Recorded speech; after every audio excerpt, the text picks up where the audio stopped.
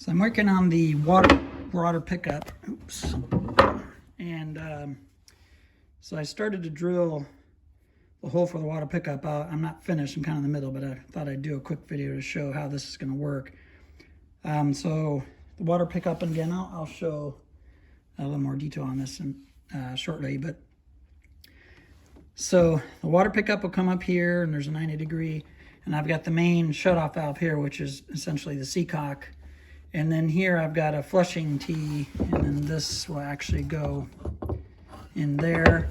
I've got to figure out how to hold this up, because basically this will be held solid on this end, and then I use something on this end, so that way when I'm working the valves and things, plus bouncing around, I don't want that vibrating and bouncing around, because that'll put pressure on this 90-degree. This is, it's 1.5 inch diameter for the water pickup, and then this 90 is a 1.5 to 1 1/4 reducer. So that's 1 1/4. So this valve's 1 1/4. All this is 1 1/4. And then I'll have 1 1/4 hose that'll go right there through that hole, and it'll attach right there. That's the input to the sea strainer. And then I'm going to have another 90-degree. You can see it there, that aluminum tube, and then it'll go up around and into the water intake of the engine, which is on the side up here. So that's where I am so far, and I'll show the water pickup here in a second. So here's the water pickup. So this will go, obviously this will be on the bottom of the boat, and it'll go up through that hole that I'm about to finish drilling, and then there's a big nut here that will go on there, and then I'm going to have this blocking will actually sit on the bottom of the boat, right there where the hole will come up, and so give it a little more structure, because the bottom boat's roughly 5/8 of an inch, so I've got another 1/2 inch here, and then this will come up through.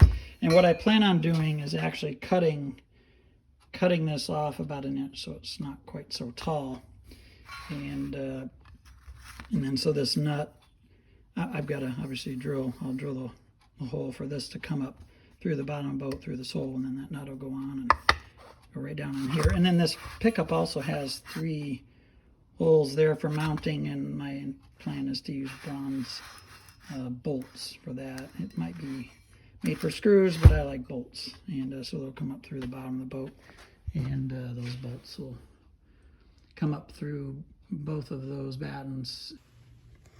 Okay, so there's the hole I just drilled, and so what I did is I started it from the top a little bit, so where I knew where the center hole was for the hole saw, and then I did from the bottom and the top, but I finished it from the bottom. And one trick that I found, maybe others know this, but when I use my drill with a hole saw, I put it on the slow speed, and then I set the torque so it's not on full torque. And that way, as it's drilling holes, as it binds up, it gives, this a release instead of the drill really jerking my wrist around. So I've been doing this for a long time, and I finally figured that out, and it works a lot better. So I've got the hole done, and I'll show what it looks like with everything assembled here in a future video. But again, there's the hole for the water pickup. And actually, I'll just show, here it is from the inside. Okay, so here I've got it dry fitted in the water pickup. You can see what that'll look like. And so I'll need to obviously drill the 3 holes for those bolts I mentioned, and then this will be embedded in 3M 4200, like I did my rudder and my fin up there. So to show inside, so there's what it looks like, and there's my blocking piece that obviously I'll need to epoxy that in and seal that up. Now, if you notice, I've got a gap on this left side here, and that's on purpose, because to allow water, in case there's any water that gets back here, it'll flow through that channel, because I've got notch cut out there for drainage. So Anyway, there's what it looks like. And then, so I need to cut this off about 1 inch, like I mentioned. And so here's what it looks like dry fitted. The intake plumbing, and then my hose going up to my sea strainer. I've got a 90-degree elbow there, aluminum elbow. And so yeah, it's coming together nicely. There's a little bit of a low spot right there. I didn't expect that, but anyway, it should be fine. If I am able to screw that down a little bit further, then that'll lower everything else down a little bit. Might take care of that, but it's not really that huge of an issue. But that's what it looks like.